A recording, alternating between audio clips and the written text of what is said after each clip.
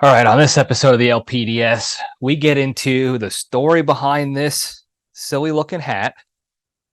We talk a little bit about, I guess you can call it dating advice, or some dating considerations based off of a good example or bad examples in the dating world or the human world. I don't know. You guys will figure it out when you listen to it. We also have a Cage fact that's pretty interesting. We'll see how it plays out. And I don't know if we have any current events. I guess maybe we'll find something. But anyway, all that's coming up right now.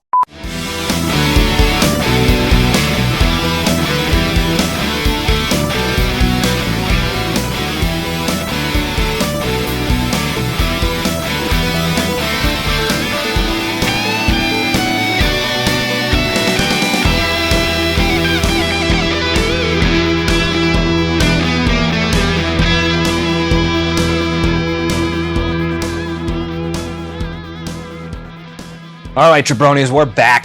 Welcome back to the Libretti Podcast Diary Show. I'm your host, Libretti. Hope everybody had a good week. Quick reminder, that, because I forgot already, this is the show about nothing that finds a lesson in the humor and the entertainment and everything. And hopefully we do that again this week. Sorry if you heard my table moving. I'm trying to even it out here. But hope everybody had a good week. Mine was busy. It was a little frustrating. I'm dealing with some stuff. Work-wise, not in my job, but it's not personal, so I guess I lump it under work, and I don't want to really get into it too much, but it was very frustrating to deal with. I had to take a lot of LPDS steps back before firing off angry emails or angry phone call responses or whatever it was. So I was able to cool off and figure it out. Probably make a spearhead leadership video about it. For hopefully bring some value to people, but otherwise it was a pretty good week. Still trying to get used to the whole dungeon basement setup again. I got my workout routines going. I'm trying to find a gym that's closer so that I can actually go maybe at least on the weekends, but it's just been tough to find a reasonably priced gym that's worth spending the money on that doesn't, it doesn't become a 3-hour event. Because right now, the closest gym that I have membership access to is like 35 minutes away. And when I'm working all day and then doing stuff with the dog or helping my parents or whatever it is, and then I got to drive 35 minutes to work out, to drive 35 minutes back, that's 2 to 3 hour engagement depending on the workout. And there's other stuff that needs to be done. So because exercise is part of the big three and it also needs to be done, I've been doing a lot of home working out, whether it's running or I got the pull-up bar behind the screen here on the door. I got my Bowflex Selectex dumbbells that you can adjust up to like 52.5 pounds. My issue with that right now, not my issue, but the little hurdle I'm dealing with is that one of the dumbbells, I guess in my move to Texas, the movers broke some of the plastic that holds the weights on when you click the how you doings. So my 52.5 pound setting on one of the dumbbells does not work anymore. It only goes up to 50. So I'll have to figure that out if I happen to get strong anytime soon and need more than 50 pounds to do dumbbell stuff. But I've been doing that, been doing push-ups, been doing goblet squats with the dumbbells, been outside running hills, doing exercising with Randy, trying to find ways to maintain fitness and getting workouts done and de-stressing and getting the endorphins surging through the bod without having to cut out 2 to 4 hours of my day just on logistics to get to the gym. As much as I want to go to the gym, I like the gym. I know a lot of people don't like working out, but they do like the result and how you end up after the workout, feeling and looking and all that stuff. But I actually like going to the gym. What I don't like is driving 30 to 40 minutes to the gym. I want instant gym all the time. That's why I'm working on my garage at the LPDS ranch to get that going. That's why the gym I go to down in Texas is literally behind my backyard. I just go out the fence in my yard and the building's right there. I want instant gym at any given time. So I can't wait for my gym to be done in my garage. I got to stop procrastinating and finish that up so that I can go whenever I want to knock out a couple of quick sets, do whatever I got to do to feel better or look better and be better. And regardless, I'm trying to make it work here. And so far, so good. We're making it work. We're figuring it out. I'll have plenty of workouts to do when the snow comes and I got to shovel snow and deal with all that. So that'll be good. What else we got here? Real quick on the current event side, because I don't want to talk too much about it. The only reason I'm talking about this one is because it's funny to me. But that clown, George Santos, is it George? Yeah, George Santos, that congressman who lied about literally everything about his life and resume and job. Everything about him that comes out of his mouth is a lie. And we've talked about him in the past. He's a clown.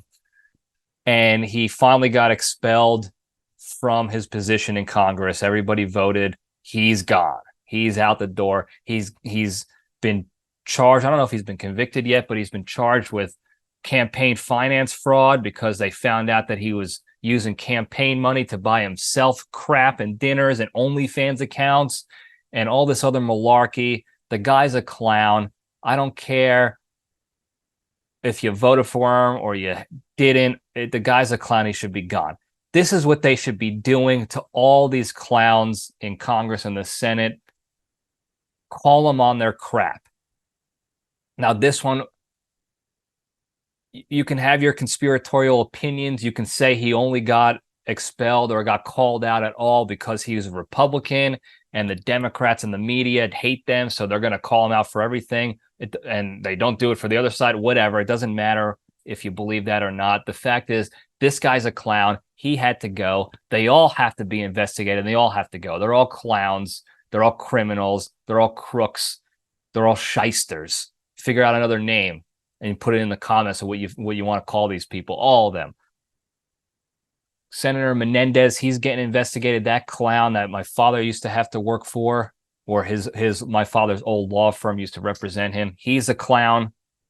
He's a worse clown than Santos. That guy was getting gold bricks from Egypt for favors.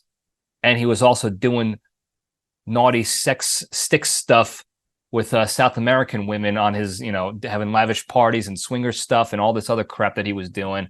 He needs to go. I could go down a list of all these clowns that need to get out of the circus. We need to get rid of them. But George Santos, if you don't know who he is, go look him up. I'm not gonna bias your opinion anymore. Just go look up the guy. There are plenty of articles and blogs and opinion pieces out there about this dude and the clownery that he has portrayed and displayed over the past couple of years. He's a joke.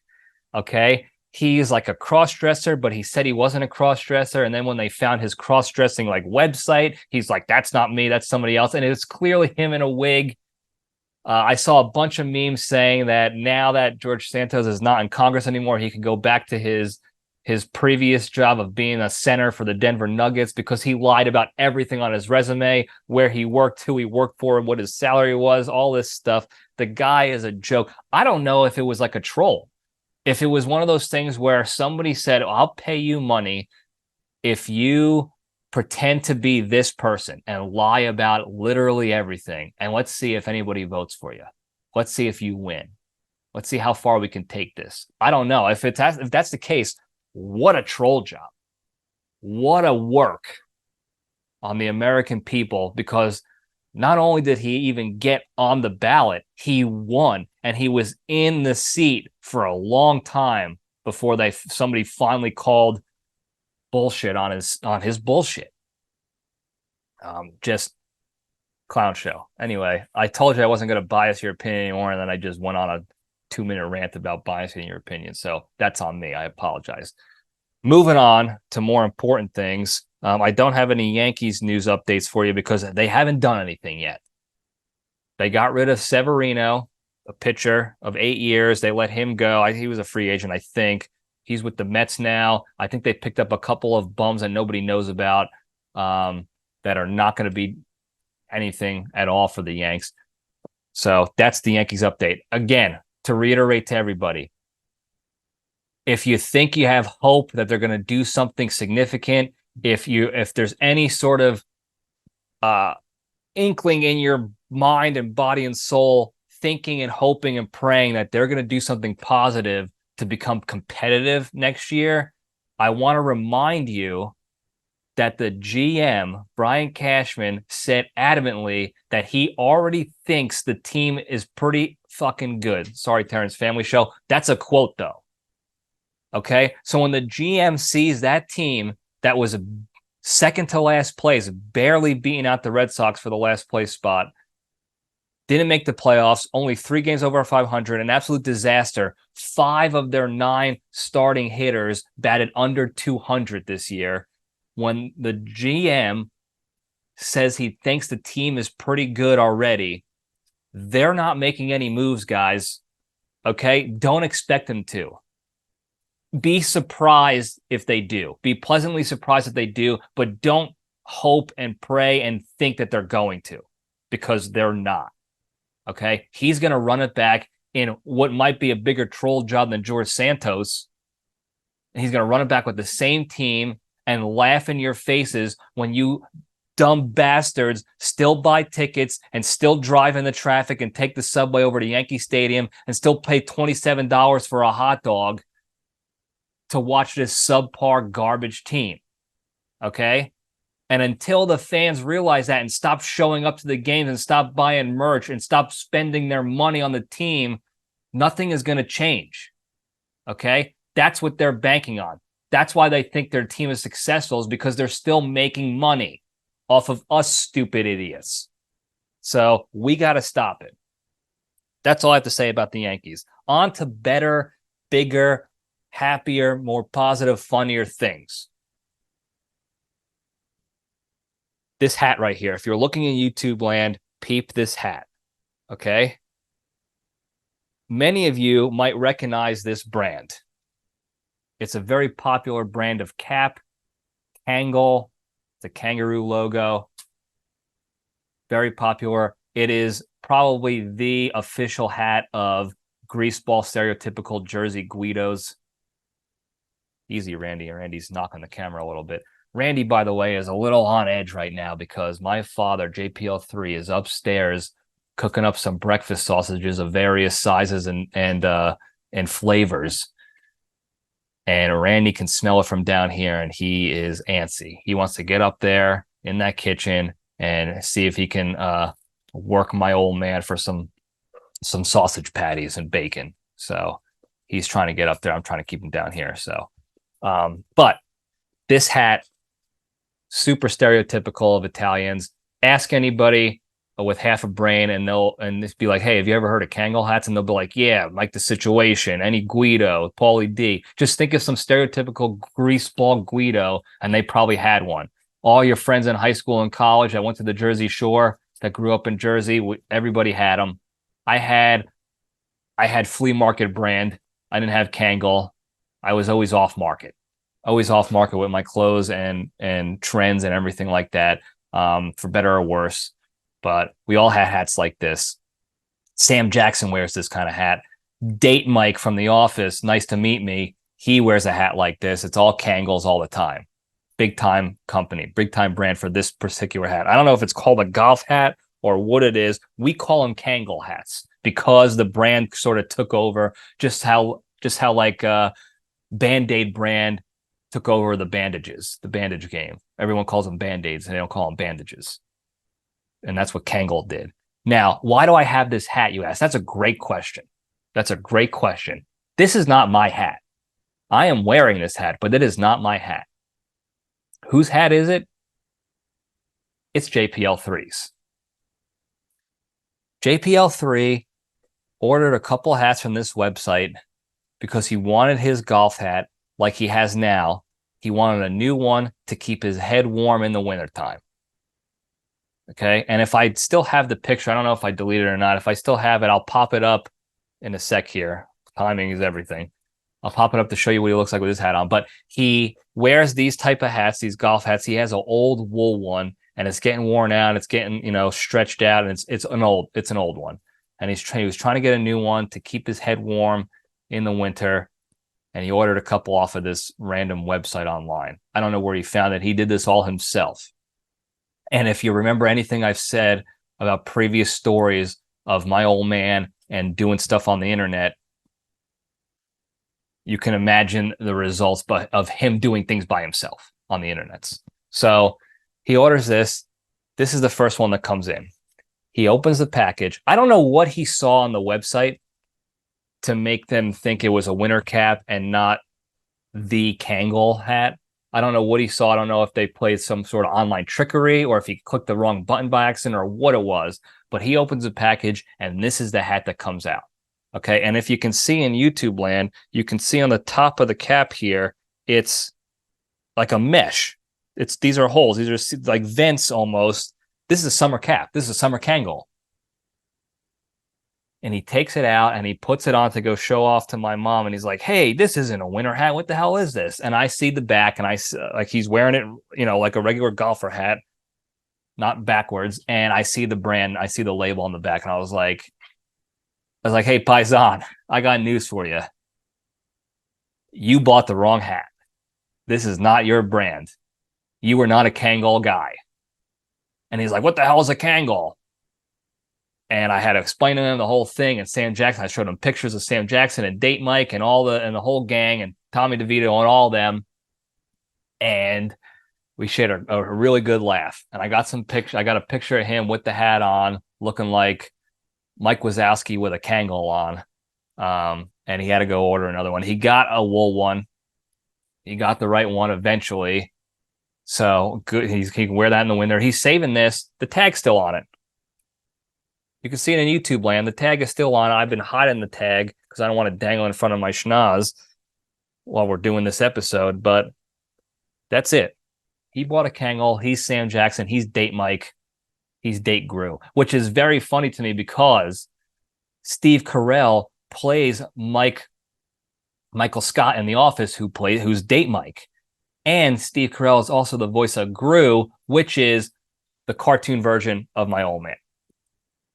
And that's a compliment. That is not a dig. Anybody who knows Gru and JPL III, that's a compliment. That is not a dig at my old man whatsoever. But JPL III is a Kangol man now. And he wears it with his scarf and his trench coat and his leather gloves that he drives with because it's cold up here in New Jersey and he doesn't have steering wheel heat. So he wears his leather gloves to drive in with the hat and the scarf and the trench coat. He is inadvertently the most stereotypical, like Jersey dad you can have, Italian dad you can have. He's not doing it on purpose. This is not a shtick. This is not shtick by shtick.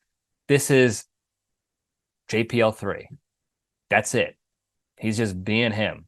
And that's what's the best about it, is authentic. It is no nonsense, pure, unadulterated JPL III. And I'm here for it. And again, this is not a dig at him. I'm bragging about it. My dad's a Kangol man. And you can only wish that your dads were Kangol men too. With that, here's the picture of my old man in the Kangol looking like Mike Wazowski in a Kangol hat. I wish I got him to wear it backwards because that would have been awesome. Maybe I will eventually, but great pick, great hat. I'm wearing it now. It's not keeping my head warm. I'm still cold. You can probably see in the YouTube, my schnoz is a little red. I'm not an alcoholic. I'm going to reiterate that again. I said it last episode. I'm not alcoholic. It's just cold down here and I'm weak. My blood is still thin. It's still taking a while to thicken the blood up. I'm very excited to be done recording so I can get my sweatshirt back on and my gloves and what have yous. Anyway, I don't think I have anything else in the current events department. Very excited about the hat. Dad's a Kangol man. JPL Kangol man. So with that, though, we'll get into the good stuff. We'll step into the cage.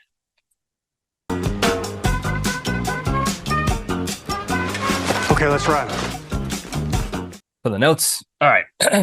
Today's Into the Cage segment is proudly sponsored by Tony Rigatoni's Christmas Cars. Are you looking to make one of the dumbest Christmas present buying decisions possible by surprising your loved one with a new car and a hefty monthly payment? Well, hold your horses until you pay a visit to the Christmas car lot by Tony Riggs.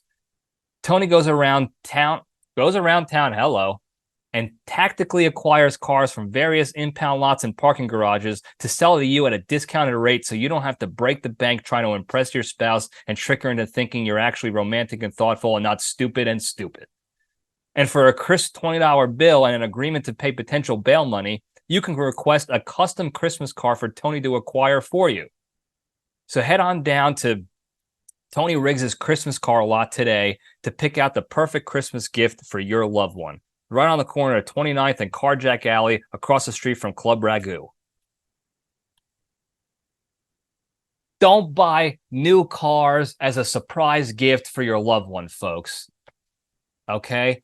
Don't waste your money on the high interest rates to finance it, the high down payments for a new car, and the stupid extra money to pay for the bow to impress your loved one just so they're happy for 30 seconds until that first month's bill comes in for $780 for a Toyota Corolla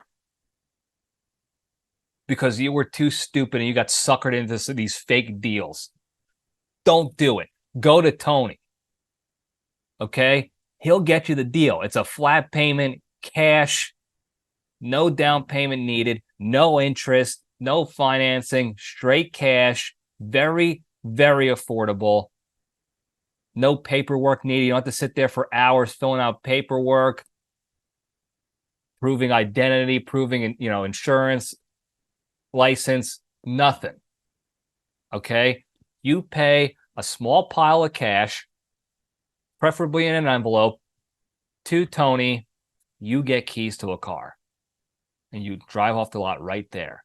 You could take an Uber there, and within 45 minutes, most of that time is going to be spent you looking through the tremendous selection. You get keys, you give money, you're out the door. Okay? Do that. Save your money. Don't be stupid. Okay? Don't be stupid this holiday and buy surprise cars. I can't imagine many, if anybody, actually likes that as a gift. It's almost like the people who do the public proposals, the engagement proposals at like stadiums and arenas. I can't imagine many people, if anybody, actually wants that to happen to them. It's just not smart. Okay? So, anyway, go to Tony. Now, Cage fact. In January, Nic Cage will be turning 60 years old. We already know this because I announce his birthday every year. It's in January. Last year he was 59. Next year he will be 60. I guess this year he's 59. Next year he'll be 60. He was given one of his round of interviews for the Dream Scenario movie that came out. I haven't watched it yet. No spoilies, please. I don't care if you want to spoil it. I'm going to go see it anyway. I'm very excited to go take some time out to go check that movie out. But for his 60th birthday, they asked him what he wanted to do, what his plans were, and he said that he would like to spend a lot more time with his daughter and his wife and his family. He wants to try to read a book a week. Sorry, if you heard my chair creaking, I don't know what gets picked up by this microphone down here in the dungeon with the echoes and the ceiling, the lack of ceiling in some parts. But wants to try to read a book a week. Enjoy the moments with his family, enjoy his time. So he said he might end up making less movies than in his normal ops tempo. Now, this is interesting to me because I feel like the past couple years has been aggressive with the ops tempo. It resembles the time when he owed all that tax money and he was just pumping out movies to make a paycheck. The Wicker Man years.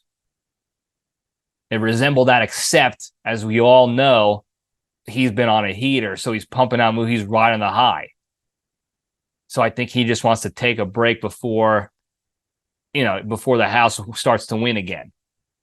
Okay, you leave on a high note, and then he'll go back to a normal. Maybe he'll do one movie a year or two movies a year as opposed to 5 or something like that. So he did not say he's retiring. That would be poppycock. In fact, one of the previous Cage facts from a long time ago was that he said he's just going to keep on working until he's dead. And even then, they still might use his likeness in future movies. He's immortalized, already immortalized.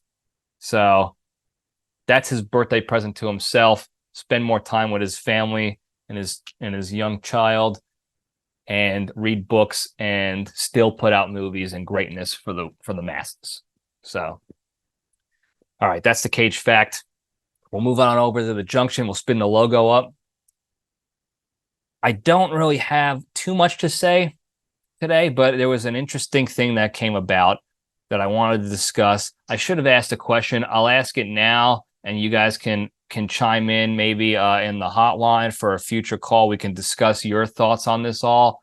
But New York Giants quarterback, everybody knows who I'm talking about, Tommy DeVito. I made the video. I was the first. Don't forget, we at the LPDS, I don't want to say we were the first to put out a funny, humorous, lighthearted joke video on Tommy DeVito before his character blew up.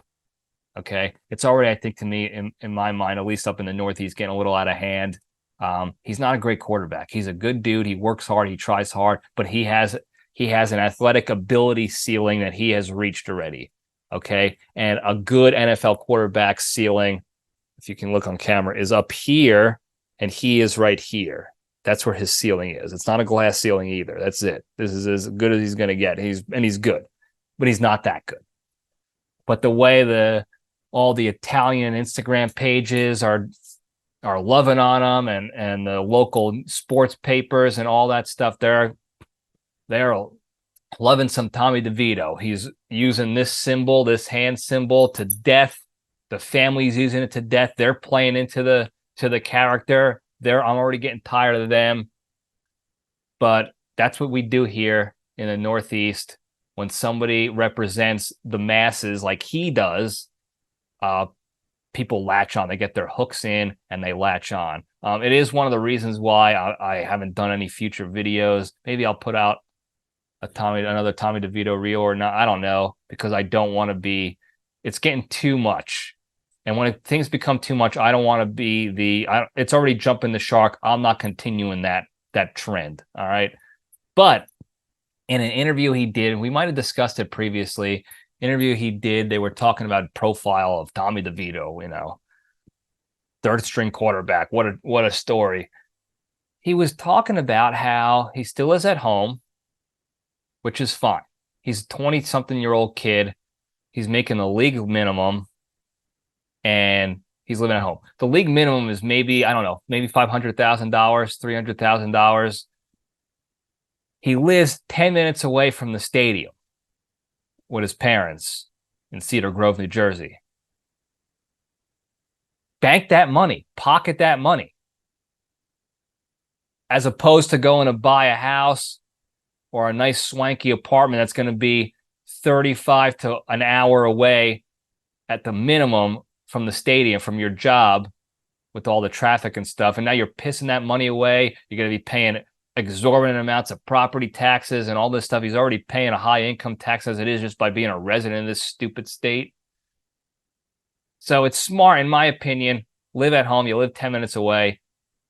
Save that money. You'll use it for other stuff like gold chains and gabagools and trips to to Italy.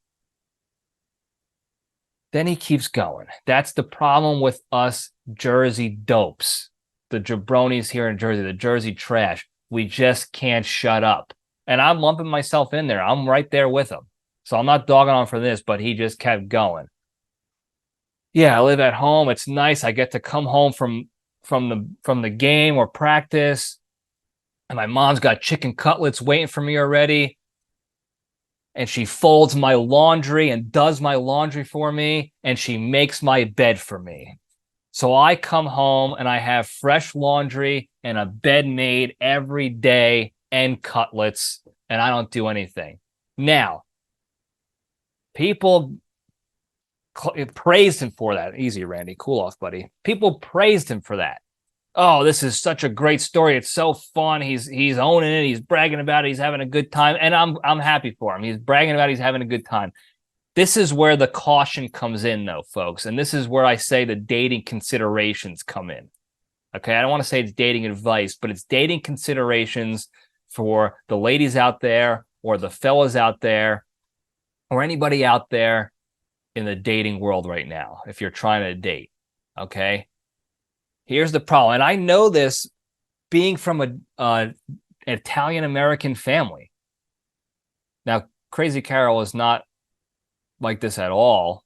She would be, she could be if we let her, but she's not like this at all. I think my grandmother, Big Margaret, was a little bit like this, or my dad. If my dad could have, and he says this all the time, JPL III says it to this day, if he could live at home with his mom forever, he would have, because he had it good there. Nobody cooked like Big Margaret. Nobody took care of you like Big Margaret did. So I get it. But the caution here is, folks, when you come from an Italian-American family and that is your situation, that's your relationship with your mother as a man, as a single guy, your potential significant other is in for a whole world of potential pain. And I say potential because you could work out of it. You can lead yourself around, out of that situation, through it, overcome it. Hit me up at Spearhead Leadership, and I'll talk with you all about. I can mentor you and guide you through those murky waters. But if you're the girl going out with the guy, and that's his relationship with his mother, where he lives at home, she does everything for him, everything, and he bragged about it. But the issue I have here is he gave no inclination that he is capable of being independent and doing things himself. I don't know what his situation was in college. I'm sure he was independent there. You can only assume based on where he went to college. I think he went to Syracuse in Illinois or something like that, far enough away from the family to be able to have to fend for himself. So you can make that assessment. But when in his article, in his braggy, his little happy, joyful profile they did on him, he gave no inclination that he will be capable of being independent and doing things himself. So that's what we in the business call a yellow flag. It's not a red flag, it's a yellow flag. It is something to be mindful of, and a conversation that needs to be had if you're dating a person in that situation, to find out if they're going to be able to do this themselves, or if they're going to expect you to do it, to make the bed, have food for him waiting all the time, do all his laundry. Basically what Italian mothers do. Okay? That's number one. And let me tell you something too, ladies or fellas. If you're in that situation and your significant other or somebody you're dating is that guy or gal,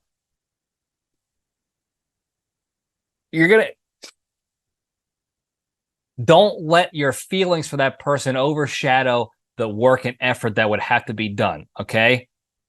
Have these conversations early, okay? Don't get caught up in the pageantry and the mystery and the gold chains and slick back hair and the olive oil skin that early, okay? Those are all good things. I love a good gold chain, okay? And a pinky ring and a slick back hair and a smooth talker, all right? But you have to be able to detach a little bit from your emotions early on, to have the conversation early on, so that things will improve and you will know up front that you guys can move forward and the person's going to be independent and take care of themselves and not be a complete dependopotamus. And B, if it doesn't work out and they can't break free of that spell, then you can get out without being too attached already emotionally.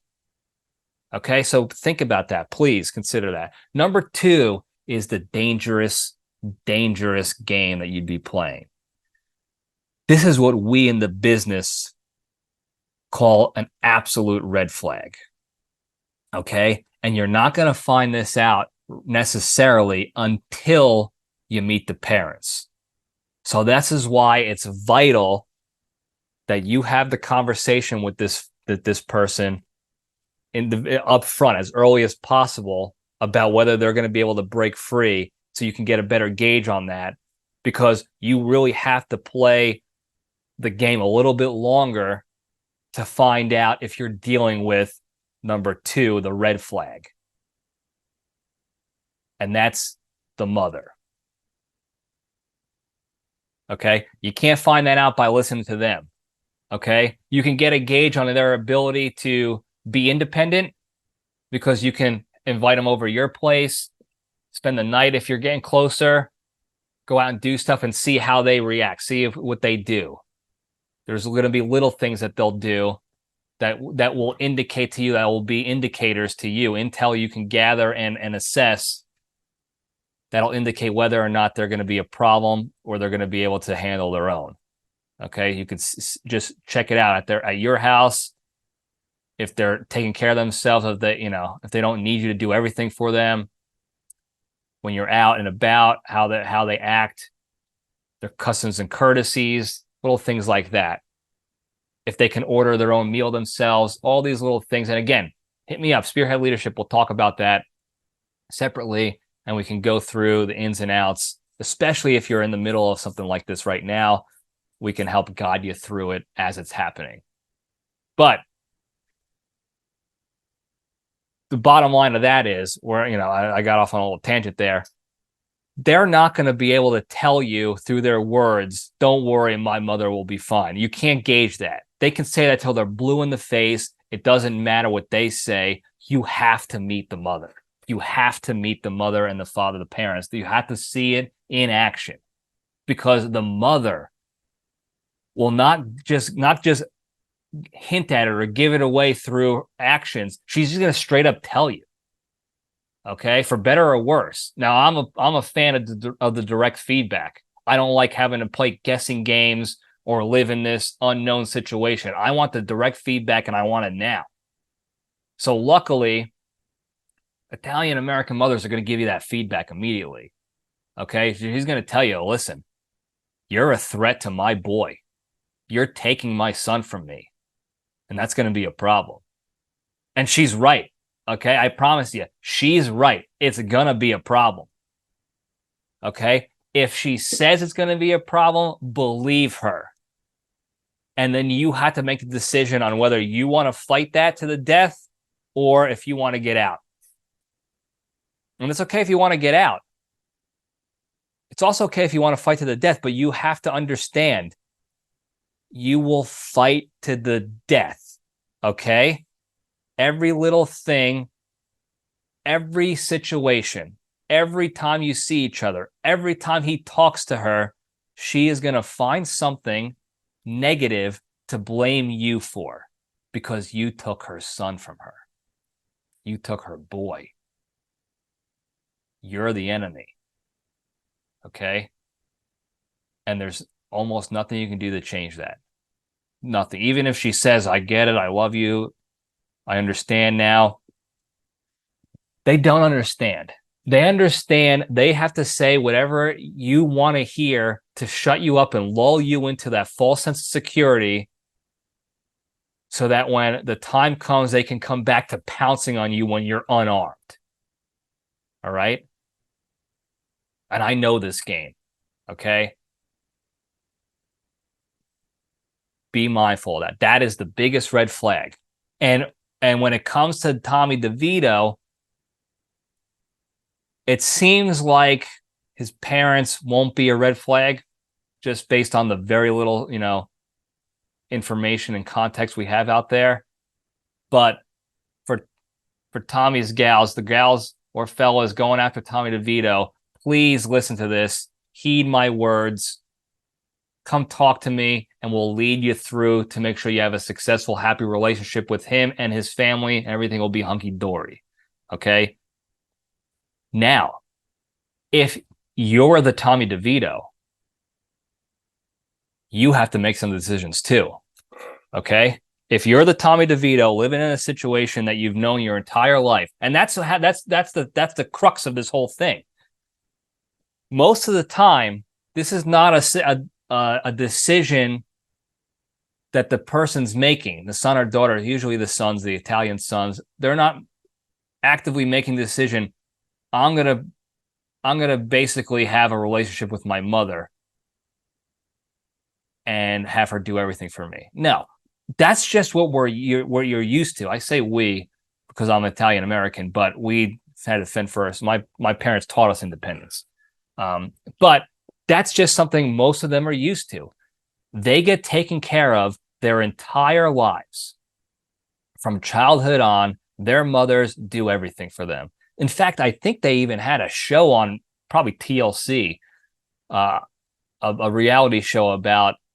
Or probably maybe one of the the dating 90 Day Fiance shows where like there was a couple of Italians from the Northeast who were living with their mothers, and the whole show was based around getting these guys out, breaking them free.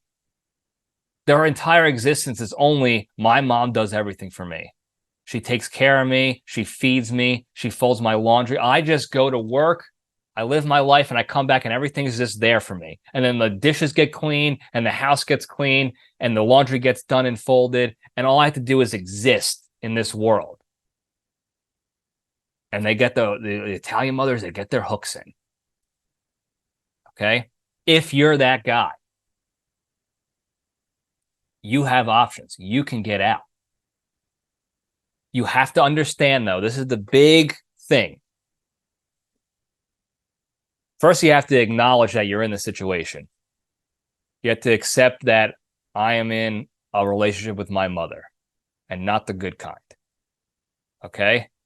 And you could start having the conversation if you want with your mom, depending on how mature or, patient, understanding she may be.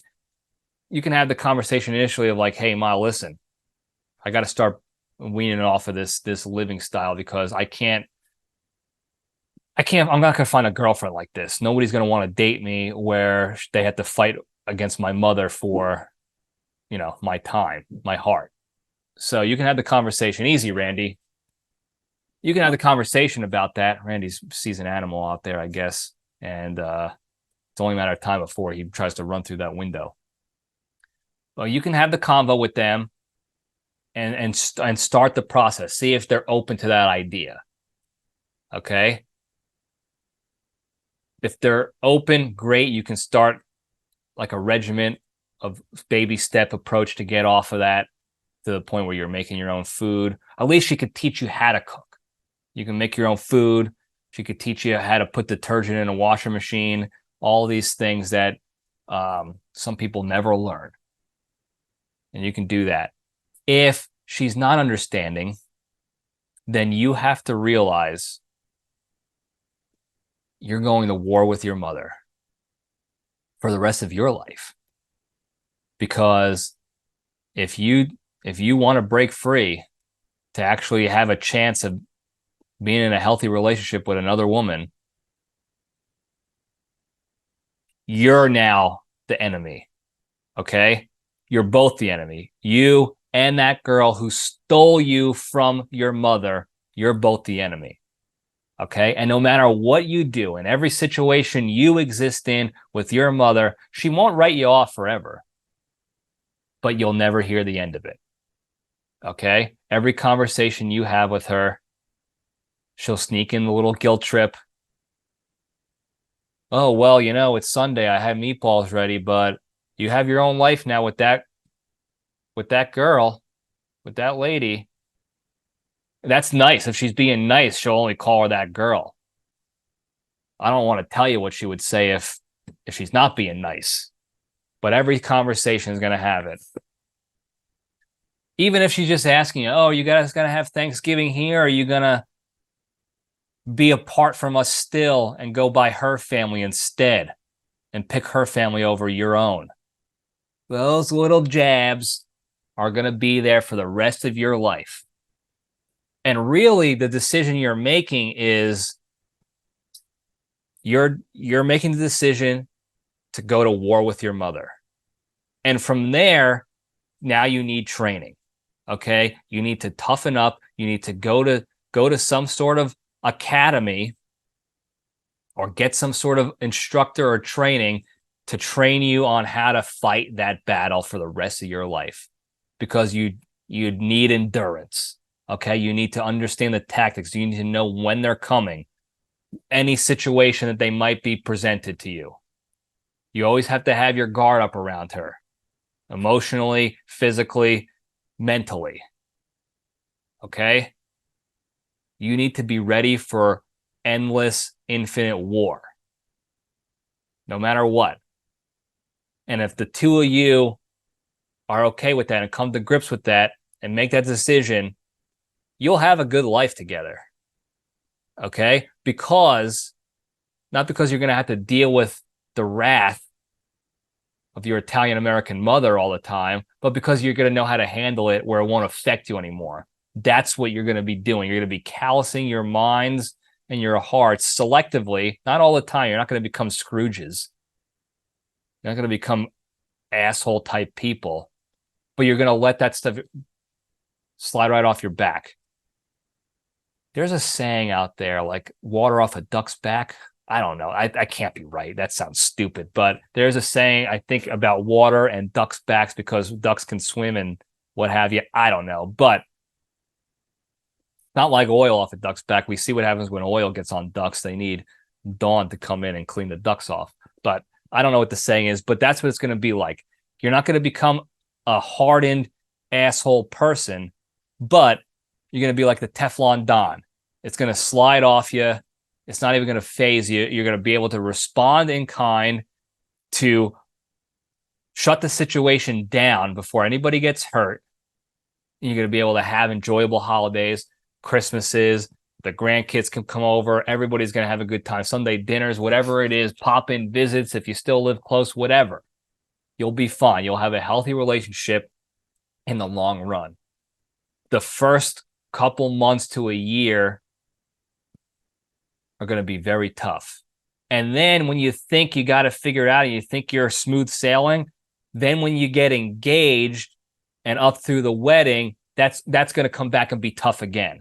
Okay? You're going to get lulled into that false sense of security. Like, I got my mother figured out. We got it dialed in. She's home, she's at bay. But then when you pop the question, now it's real. And then at the wedding, it's even more real. That lady stole my son and my son chose that lady over me. Okay, so it's going to come back. The counterattacks are going to come back in full force. But you got to get the training. Once you make the decision that you want to live like an independent adult and have a healthy relationship with a significant other that's not your mom, once you make the decision, you got to get the training early. And you can find that training at spearheadleadership.co. Schedule a call with me today, and you'll get that training, and it'll be all great, and we'll get you through it. We'll lead you both through to successful, happy, loving relationships. Okay? Because what you don't want to do is you don't want to end up disowning your mom or her disowning you or having a fractured relationship with your family because you handle it wrong. She's going to handle it wrong. Okay, that's just a fact of life. The Italian mothers are going to handle it the way that they want to handle it, and the way they want to handle it is you're choosing some bitch over your own mother. And it doesn't matter if that bitch used to be a nun or volunteers at nursing homes and poverty shelters and whatever. She could be a saint, that woman. But that woman stole her son from that mother. So she's a bitch. And you're a bitch and a traitor for choosing her over me, your own mother. That's what you're going to get from them. That's how they're going to approach it. Okay? And if you can't handle that appropriately, if you don't respond appropriately and effectively, you're going to fracture the relationship, and it's going to be tough. It's going to be miserable for the rest of your existence. Okay? I've seen it play out. You need to handle it appropriately to the point where you know, and your spouse knows that you've won, that you have incorporated these tactics and principles into your life to beat your mom in this regard, figuratively speaking. We're not a Roldis Chapman here. We're not beating women. But you handle it appropriately to beat your mom to the point where she doesn't even know that she lost the war. Because she's gonna still take her jabs, thinking that the war is still going on. She's gonna still take her jabs and say what she wants and try to flip you back to the other side and give you that Italian mom guilt trip for the rest of your life. But you're not even gonna know what's happening because you're gonna be on autopilot with the defenses, and you're gonna win, and nobody's gonna be the wiser. Stop with the camera, Randy. Okay, so these are just some dating considerations, some life considerations, leadership principles, if you will, to lead through a Tommy Devito mother relationship situation. Okay, we want to make this as normal a transition for everybody as possible without making it an absolute fiasco. Okay, so women out there, or fellas, if you're interested in Tommy DeVito types, please listen to this and understand this and be mindful of what you'd be getting into and learn how to navigate through it and lead through it. And for the Tommy DeVito types out there, if you want to have a healthy relationship with another woman or fella, whatever you are, you have to be mindful of this as well. Okay? You can't just think everything's going to be hunky-dory, like, don't worry about it. My mom will be fine with me going off and getting married to somebody. She won't be fine. She will never be fine. Okay? I promise you, she will never be fine. So that's all I got on that subject, guys. I hope you got some value out of that. If you want to learn more about it, let me know. What was the question I was going to ask you guys to hit the hotline about? If you maybe mainly for the ladies, or for the gay fellas out there, if you're listening to this, if you found yourself in a situation where you started dating a guy and he had that relationship with his mother, what is your opinion? What are your thoughts on that? Is that good? Is that funny? Is that the feel-good story that everyone's portraying it out to be? Or is that a yellow flag at least? Is that a potential danger zone situation? Let me know what you think. You can put it in the comments on YouTube. Hit the hotline 202-670-1114. You can give me your thoughts there. Fellas and ladies, I want to hear it all. Maybe I'll put another story up on it and we can do like a little continuation episode about it to get your thoughts, and we could talk through what your guys' feedback is on that. So maybe I'll put an Instagram story out there or a Facebook story on your thoughts if you were ever put in that situation, or what would you do? Maybe I missed something. Let me know if there's any sort of tips and tricks out there that I missed that you can provide to others and provide value so that they can also lead through this potential fiasco as well. So let me know.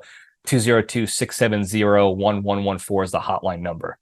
Before we go, though, before I take Randy out to go chase squirrels, the big three, the 3 pillars to staying strong and being a better, happier, kinder, healthier, more genuine human being, and spreading that goodness and wellness and positivity throughout the land. Number 1, exercise every day. We talked about this earlier. Do one thing every day to exercise and improve your health physically, mentally, or emotionally. Now, it doesn't mean you have to go to the gym every day, but do some sort of workout every day, whether it's going to the gym, doing push-ups at the house, going for a walk after a meal, going for a run, doing jumping jacks on the physical health side. Or it could mean doing a mental workout, breaking the mental sweat, reading a book, learning a new skill, doing a crossword, something like that, some puzzles online, whatever. Or it could be breaking a spiritual sweat, doing some meditation, doing some breath work, praying. Do one thing every day to improve your health and wellness physically, mentally, or emotionally. Number 2, the hardest one to do, don't be a shitty person, be a kind person. And don't get wrapped up in the negativity. Don't let your negative emotions get the best of you in any given situation. I dealt with that a lot this past week, where people were sending me emails that were, in my mind, absolutely warranted aggressive, angry responses from me.